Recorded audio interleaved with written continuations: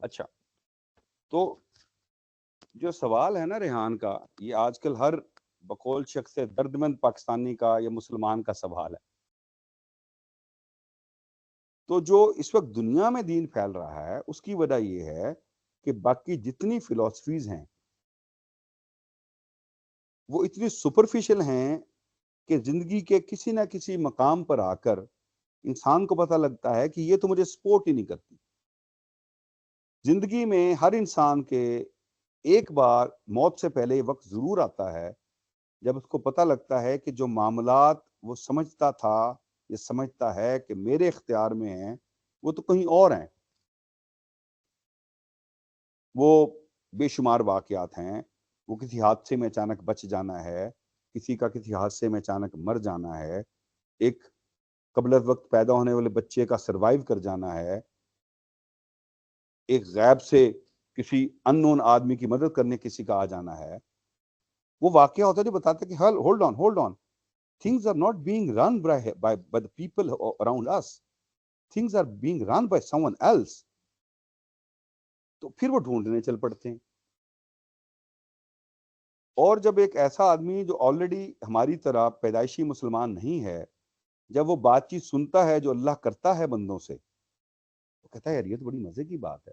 اور جب وہ دل سے کرتا ہے تو اس کا دل اس اطمینان سے بھر جاتا ہے کیونکہ رسول اللہ نے دے دیا، اللہ بذکر اللہ لتطمئن القلوب. تو جو ایکسپینشن ہو رہی ہے وہ اس وجہ سے ہو رہی ہے کہ باقی جو اویلیبل سولوشنز ہیں وہ دل کا اطمینان نہیں دے پا رہے.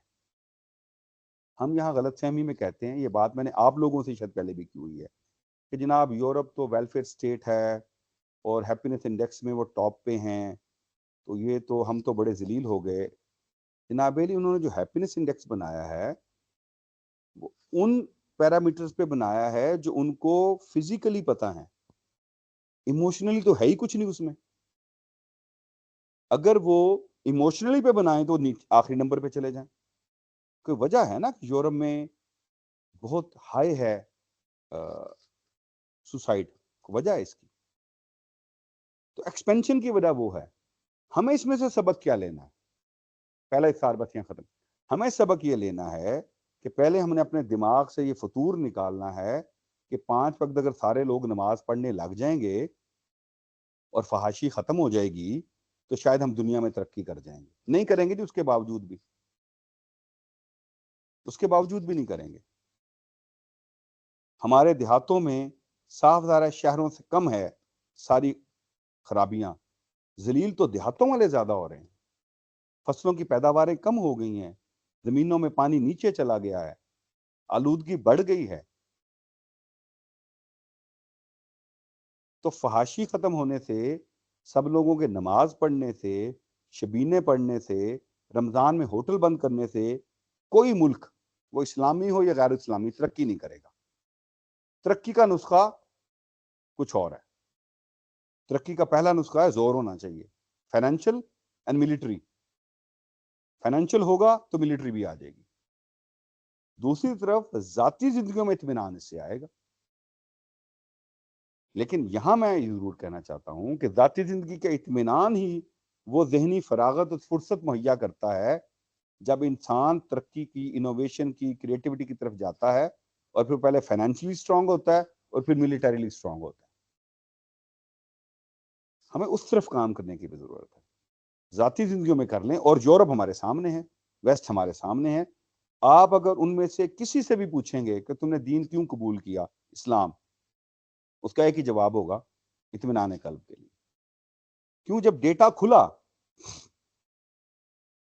تو یہ بات شاید میں پہلے بھی کر چکا ہوں کہ ایسے لوگ جو کسی بھی خدا کے منکر ہیں وہ بہت تھوڑے ہیں اور بہت ریسنٹ ہیں. 200-300 سال پہلے تک ایسے نہیں ہوتا تھا. لوگ کسی نہ کسی خدا کو مانتے تھے. مثال کے طور پر ہندو تھے 1 ارب کے قریب، جب 5 ارب آبادی تھی. کوئی 1 ارب کے قریب مسلمان تھے، کوئی 1.5 ارب کے قریب عیسائی تھے، پھر بدھ تھے. مانتے ضرور تھے. کہ جو خدا کو نہ ماننے کا رواج آیا یہ بیسیکلی عیسائیت اور یہودیت سے فرار پہ آیا.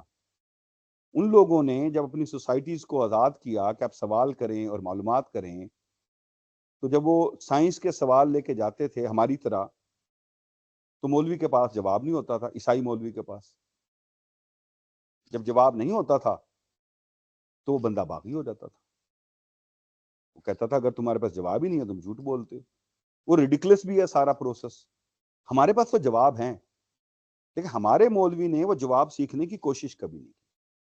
مثال کے طور پر ابھی ایک صاحب کچھ دنوں پہلے بحث کر رہے تھے کہ جب اللہ نے کہہ دیا قرآن میں کہ زمین کو جب ہم نے بنایا تو وہ تھرتھرائی، تو پھر ہم نے اس میں میخیں گاڑ دیں پہاڑوں کو تاکہ وہ ہلے نہ، تو تم کیسے کہتے ہو کہ زمین گھومتی ہے؟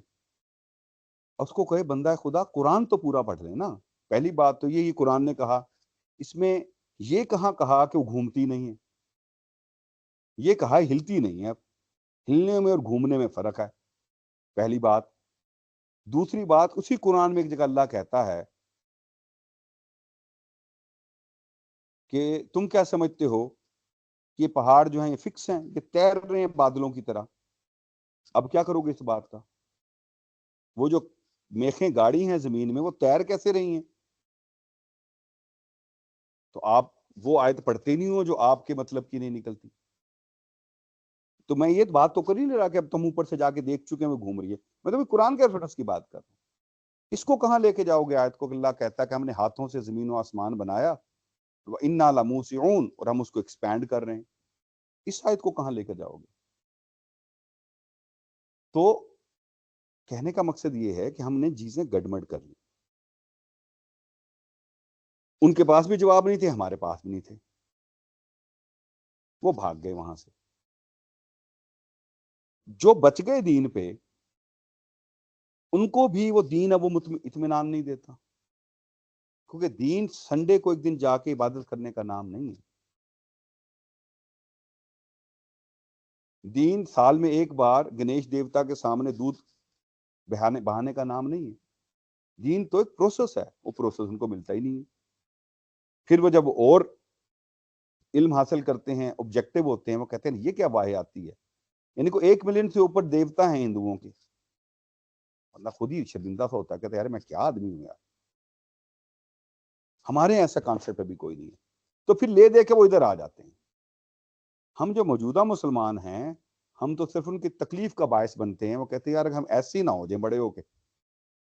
اس گفتگو کو آج ہم یہاں کنکلوڈ کرتے ہیں کہ نیک ہونے یا بدکار ہونے، فحش ہونے یا پابند صوم و صلات ہونے، اس کا تعلق دنیا میں ترقی کرنے یا دنیا کی حکومت سے نہیں ہے. میں نے آپ کو مسلمانوں کی حکومتوں کی مثالیں بھی دے دیں جو اس کے باوجود ترقی کر گئیں، اور انگریز تو کر ہی گئے. اور دوسری بات میں نے یہ گزارش کی، دین پہ عمل کرنے کا، اللہ سے تعلق جوڑنے کا ایک ہی ایڈوانٹیج ہے دنیا میں جو لازمی ملے گا، وہ ہے اطمینان قلب. اسی کی تلاش میں ہمیں یہ عبادات کرنی چاہیے، اسی کی تلاش میں غیر مسلم اس دین میں آتے ہیں.